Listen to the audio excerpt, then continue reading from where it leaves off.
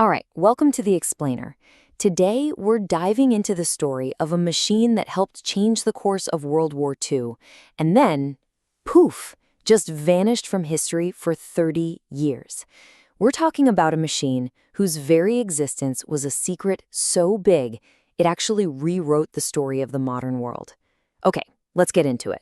So to get this story, you gotta understand the problem they were facing. It's 1944. The Allies are gearing up for D-Day, the biggest seaborne invasion in the history of humankind. But standing right in their way is an obstacle that's almost impossible to wrap your head around. This was Germany's Atlantic Wall. And I mean, this thing was a brutal defensive line stretching all the way down the coast of Western Europe. This wasn't just some wall, it was a fortress, peppered with more than 15,000 heavily reinforced bunkers. And, as if the bunkers weren't bad enough, the whole thing was seeded with nearly 8 million landmines, all just sitting there, waiting for an Allied attack. A direct head-on assault? It would have been a slaughter. The Allies knew they couldn't win with brute force alone. So what do? Well, they come up with one of the most audacious deceptions in military history. Operation Bodyguard. The whole idea was to create a complete phantom army.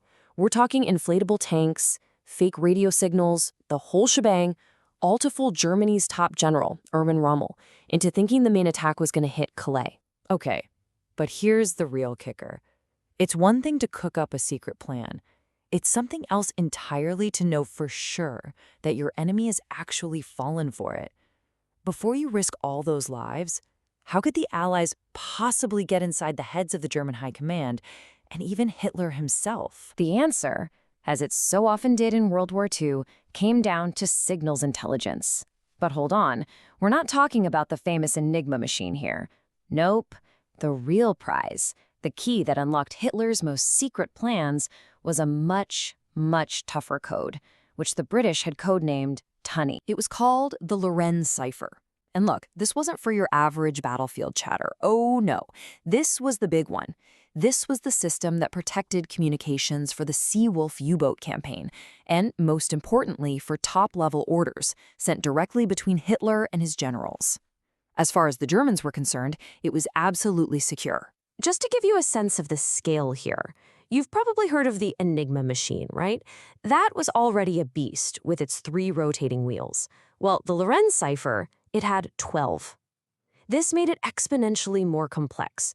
The code-breaking machines they already had, the famous Turing bombs, were completely useless against this thing. So it became pretty clear pretty fast. If you want to beat the machine, you've got to build an even better one.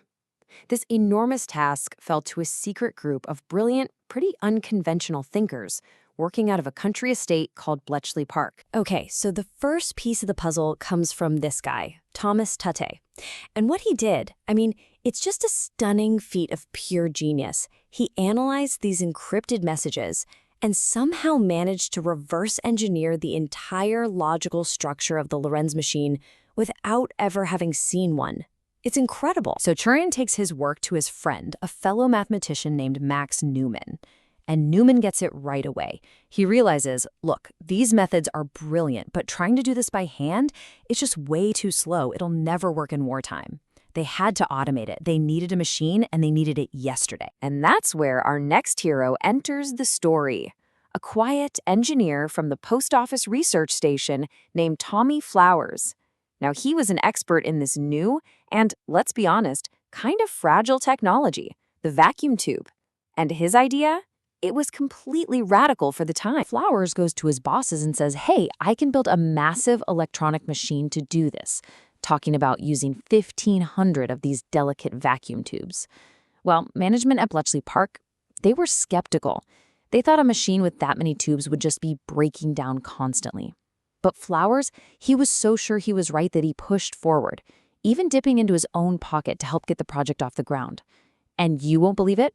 His team delivered a working prototype in just 10 months, an amazing feat of engineering. And the result? They called it Colossus. And it was an absolute beast. We're talking over 2 meters tall, weighing a ton, and sucking up kilowatts of power. But the speed? That was the game changer. It could read encrypted paper tape at 5,000 characters per second.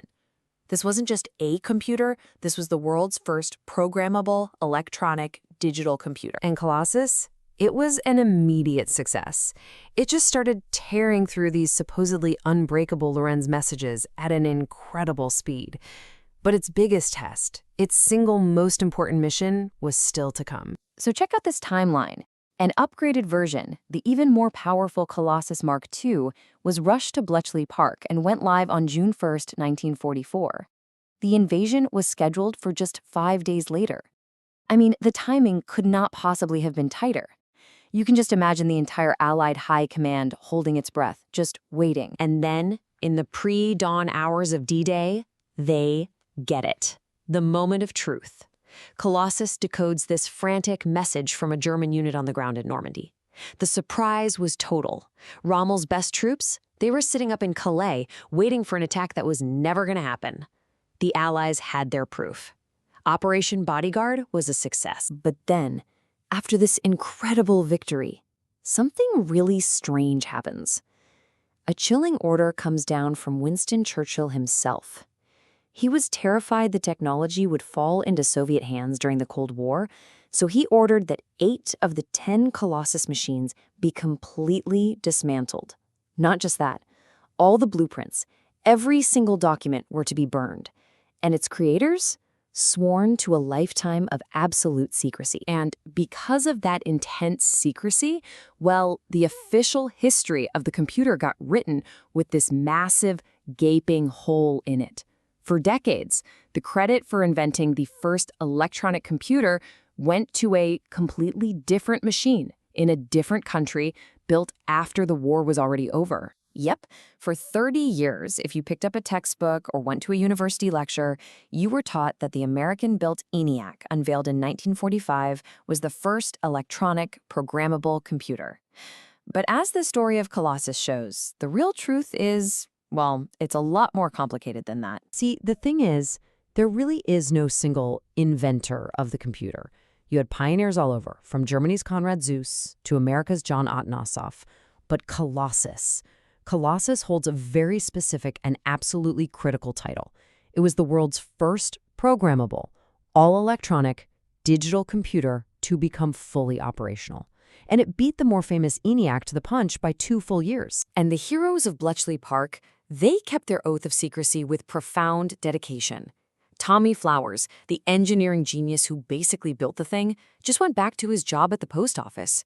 For decades, he never spoke a single word about his world-changing invention, not even to his own family. Tragically, some of his colleagues were actually criticized later by people who thought they had just dodged military service. The silence finally started to break in the 1970s, but official recognition, that didn't happen until 2009. The story of Colossus is just a powerful reminder, isn't it? That history is not always what's written down. It's a story of hidden genius and secret victories that shaped our present in ways we're only just beginning to understand. And it leaves us with one final, provocative question. What other world-changing secrets are still out there, just waiting to be discovered?